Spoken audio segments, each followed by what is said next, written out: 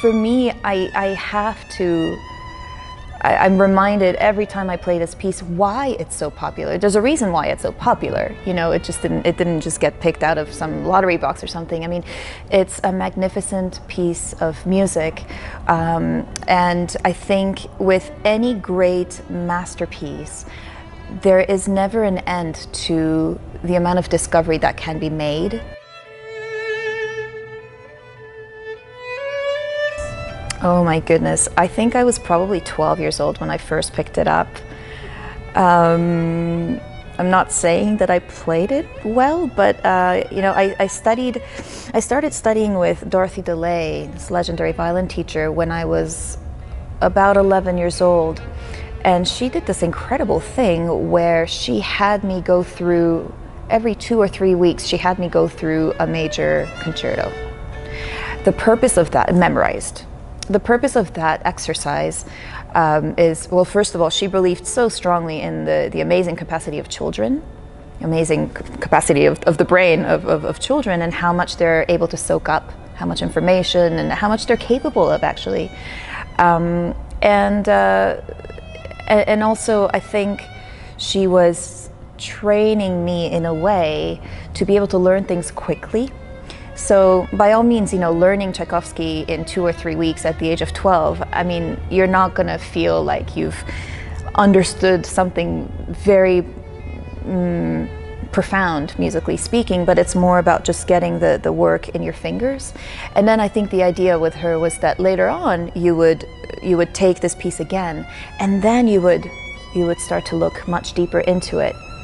But then by then you already have more agility than you would have if you would have started later.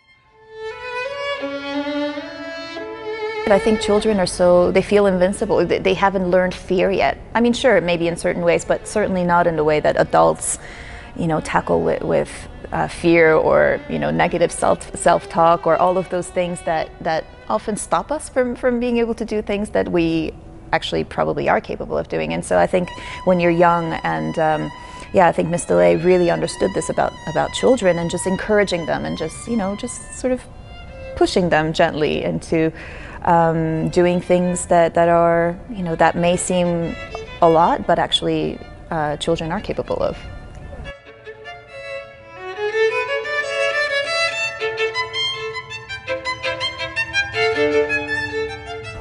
I think if you're a first-time listener, I just hope that you walk away with just an emotional journey that this music brings, because yes, it's virtuosic. There's also, you know, there's a lot of what I like to call left hand acrobatics because the fingers are doing really crazy things at certain points. And actually, when the piece was first written, you know, people said, "Oh, it's not playable."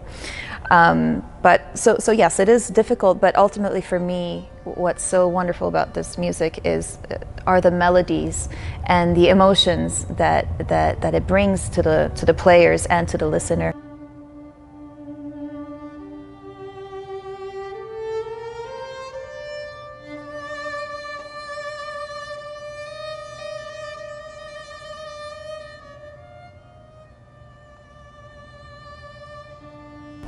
I think in all areas of life, with or without the violin, connecting with people is the most important thing. I think without the connection, human connection, a lot of things about life and the world would be much poorer.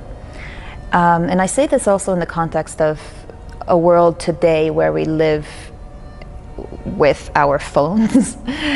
Text messaging has become the norm. Direct communication less and less so. And I think also as a musician, as a violinist, the performances where I feel the most rewarded are where I feel connected to my fellow musicians, that I'm not just playing my part and they're playing their part, but that there is a conversation happening between us. And so I think human communication, the human connection for me is the most important thing.